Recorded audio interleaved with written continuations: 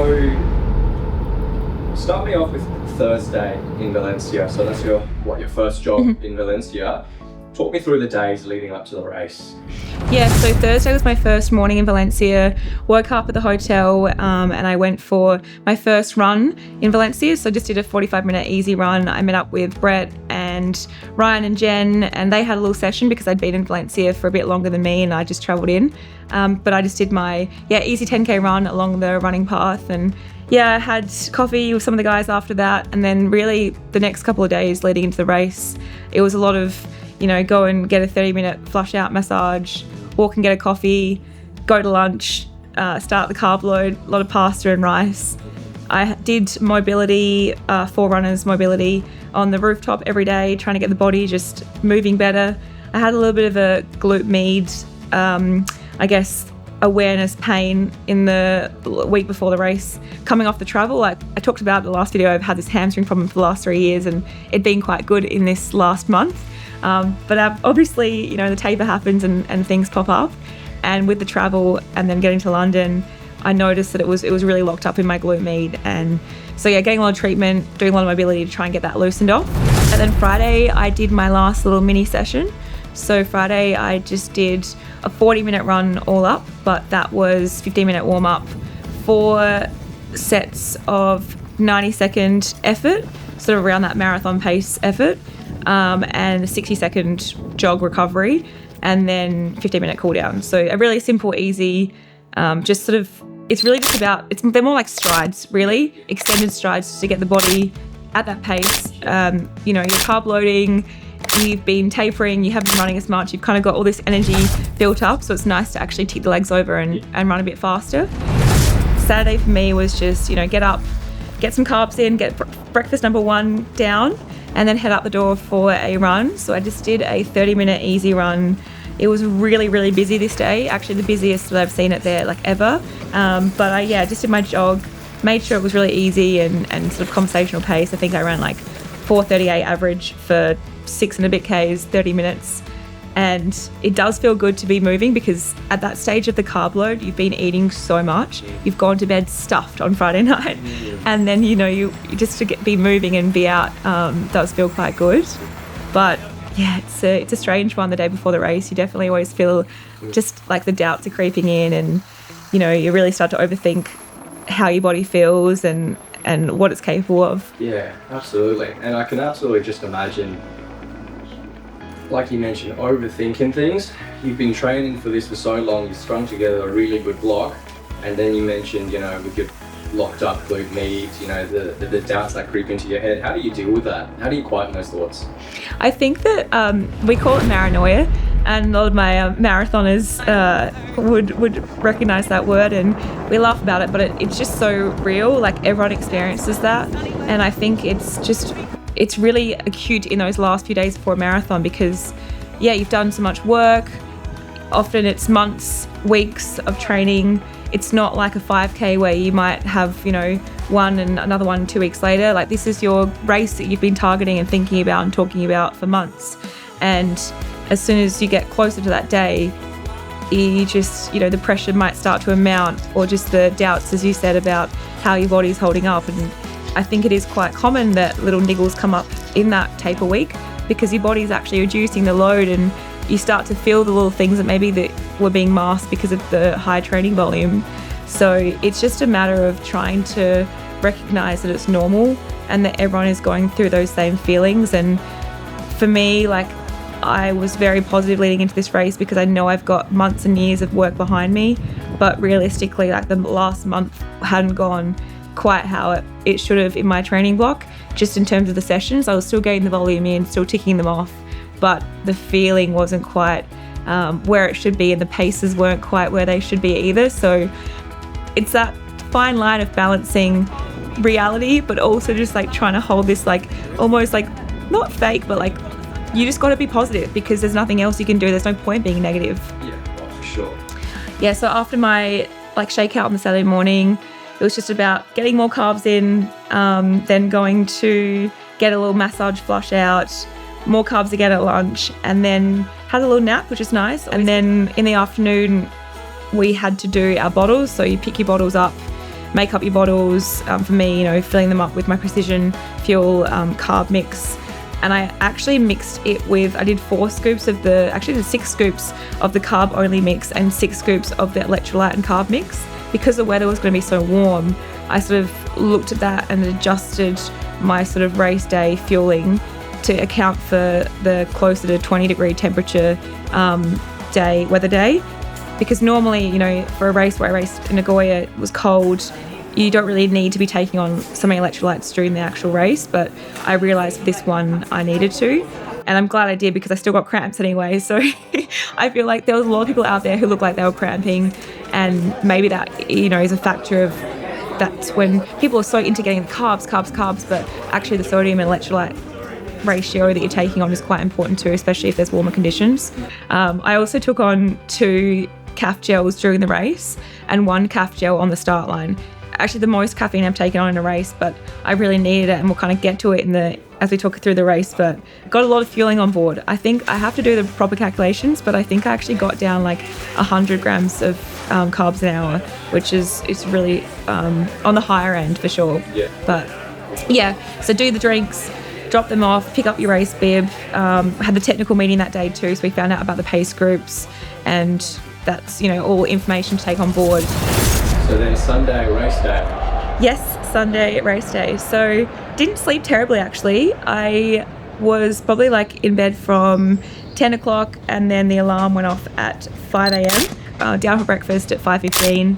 Had my sachet of oats and honey, piece of toast with honey, black coffee, double electrolyte drink, and then just time to get ready. And we meet as a group of elite athletes at the race hotel and walk over to the sort of start, and there's a big car park where we do our warm-ups inside, and there's little booths that you sit in. But it's really cool in there, you see everyone doing their warm-ups, and just did my 12-minute easy jog with the girls, with Jen, Charlotte, Jess, and that was nice. And then did some just drills and sort of a few activations and stretches, and then you got to be ready to go in your race kit and shoes, and then we head out upstairs onto the start line.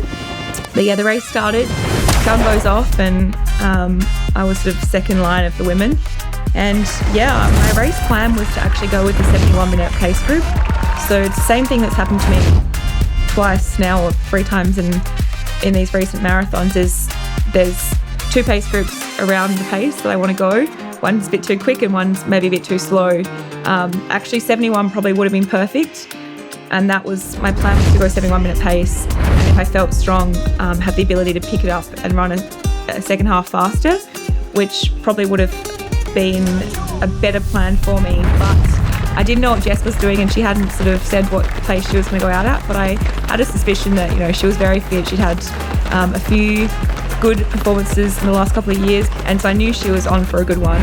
And she went out quite fast at 3:20 pace, and I just had to make the decision, do I sort of sit back and run in the pack and sort of let her get ahead and not even really put myself in contention to have a day where maybe I feel good and I'm in contention for the Australian record, and I thought it was really no brainer. It was well, I think I should be in contention, so I got to just follow her. And essentially my race plan just turned into follow Jess.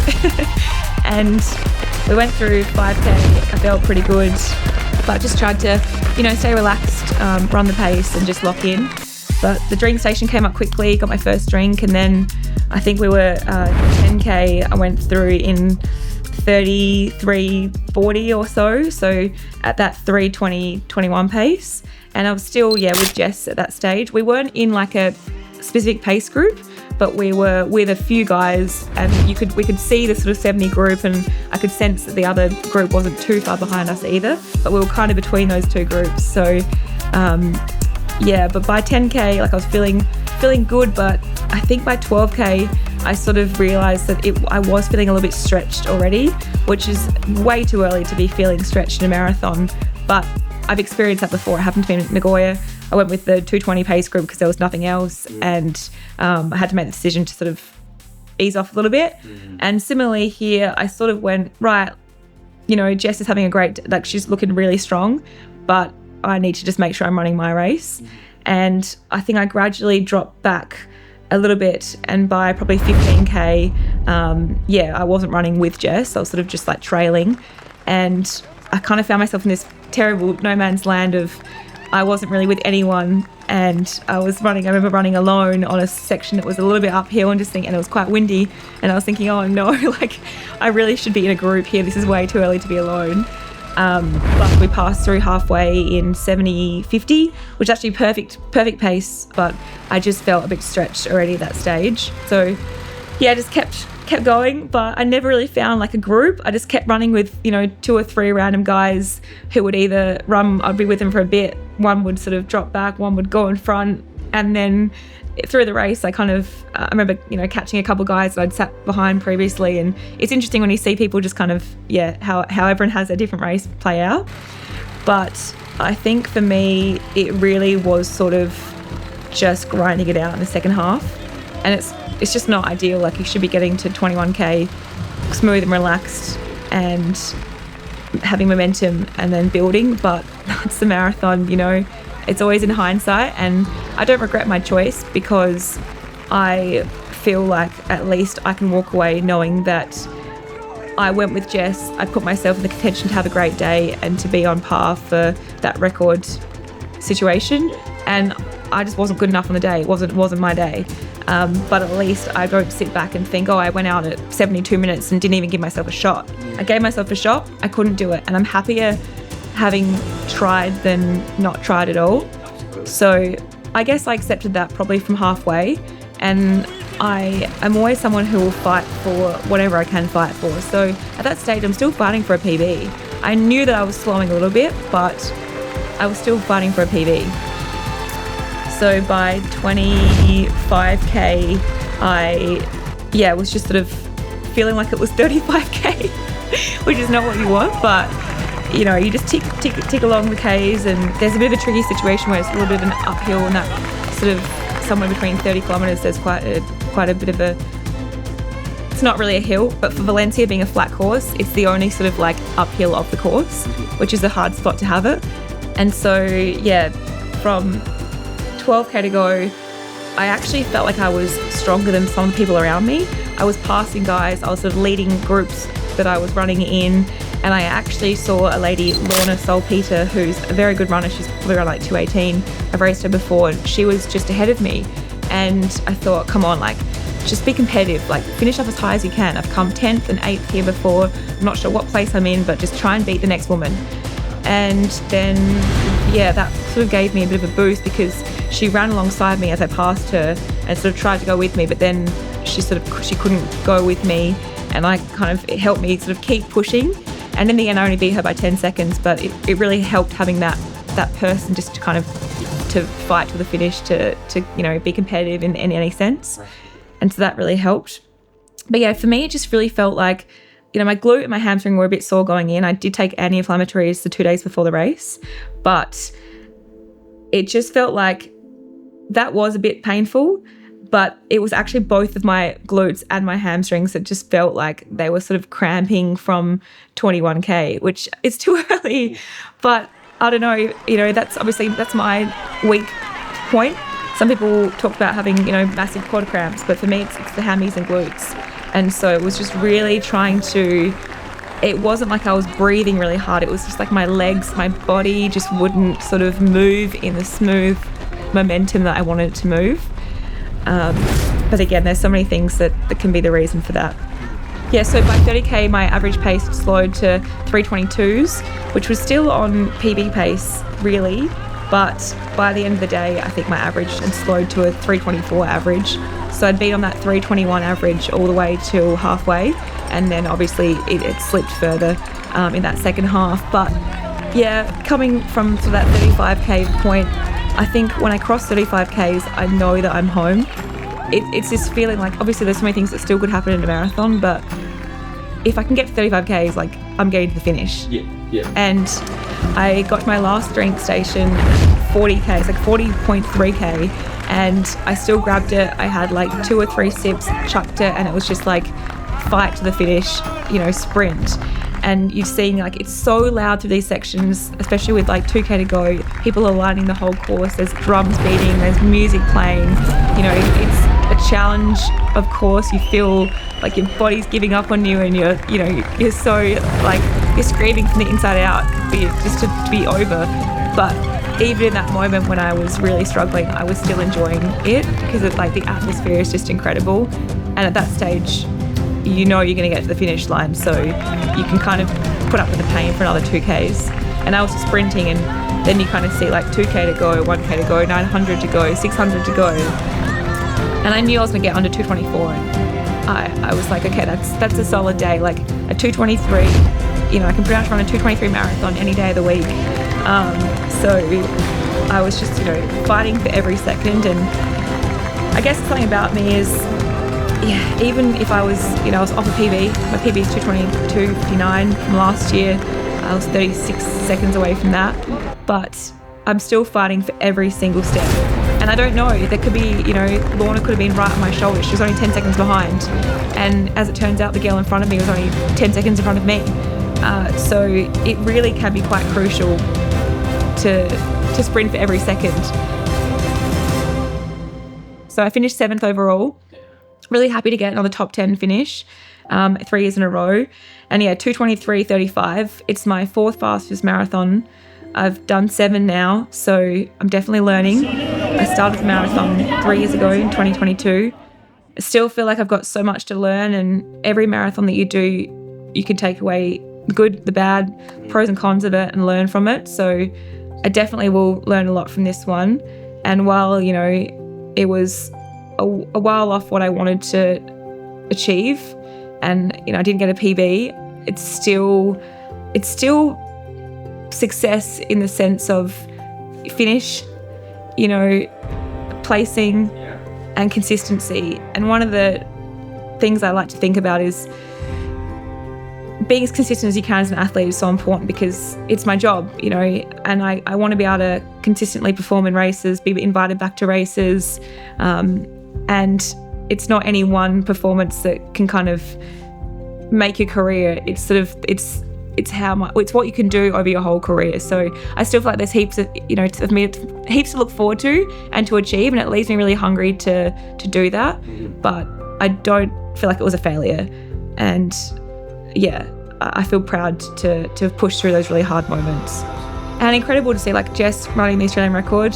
I think a lot of people were talking about her and talking about us both as being contenders, and that is a lot of pressure. It can feel overwhelming when every conversation you have is like, oh, Aussie record, like you go for the Aussie record, and it can be hard because it's like, well, of course I am, but the pressure of always feeling that, you know, it has to be part of the conversation is definitely a challenge. And, you know, Jess had that pressure as well, and she really rose to the occasion. She's won Com Games, she's made 3 Olympics, she really knows how to rise to the occasion. And I think that I will definitely learn a lot from seeing how Jess went about it in this whole year. She had, you know, a setback in Sydney where she didn't run as well as she would have liked.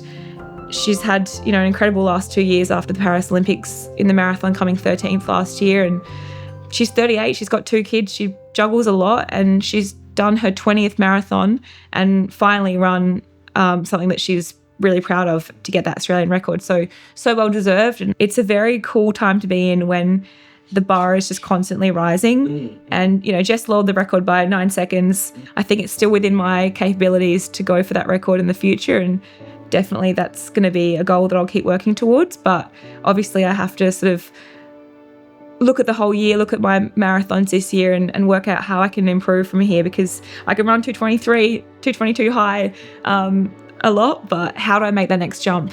And is it just having everything line up on the day?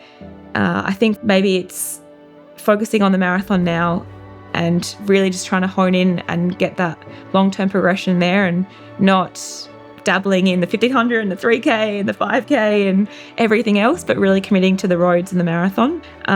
I don't think that I'll do another track season in Europe like I've done the last 4 or 5 years, but I would, you know, I'll never say never to jumping back in the track for, you know, 5 or a 10K here or there, but I won't do the same like track season, I wouldn't think. I'd just like to target, you know, 2 or 3 marathons next year, really trying to learn from different marathon experiences and try and just become the athlete in the marathon that I think I can be. For now, it's just about being proud of what I've accomplished this year, proud of being consistent, and now just focusing on really what I want to achieve in the next year and the years to come. So sit down, do some planning, and get ready for a big 2026. Thanks everyone for watching this video and supporting my build for Valencia. Hope you all have a great end to the year, and please let us know what you'd like to see in 2026.